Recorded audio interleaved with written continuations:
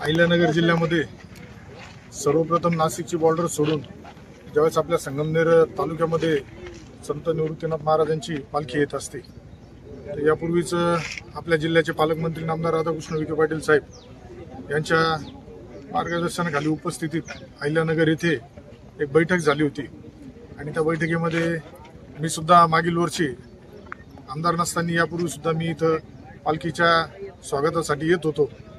तर मागच्या वर्षी काही उणिवा जाणवल्या होत्या, त्या अनुषंगाने पालकमंत्री महोदयांशी आम्ही चर्चा केल्यानंतर इथं यावर्षी आपल्याला वातावरण पावसाचं असल्यामुळे वॉटरप्रूफ मंडपाची गरज जाणवली.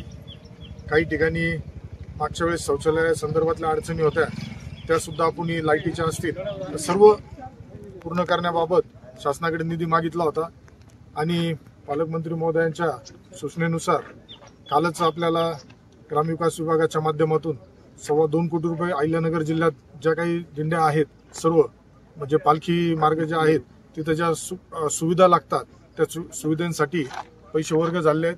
त्याच अनुषंगाने आज आम्ही इथे येऊन पाहणी करून अधिकाऱ्यांकडून आढावा घेतलाय.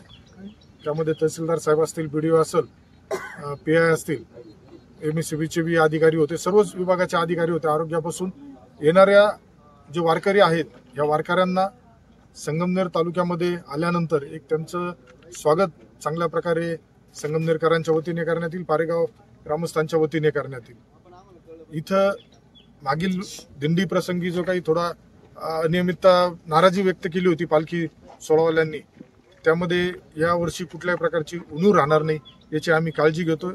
वॉटरप्रूफ मंडप असेल, तुमच्या शौचालयाची जागा असेल, पिण्याच्या पाण्याचे टँकर असेल, आरोग्याचा विषय असेल आणि जे रस्ते आहेत येण्यासाठी तर रस्त्यांचं सुद्धा आपण PWDच्या अधिकाऱ्यांना सांगून कामं करून घेतलेले आहेत. जे थोडेफार आता साईड पट्ट्यांचा विषय आहे तो सुद्धा आज पूर्ण क्लिअर होईल. 15 तारखेपर्यंत छोटे मोठे राहिलेले सर्व विषय मार्गी लागतील.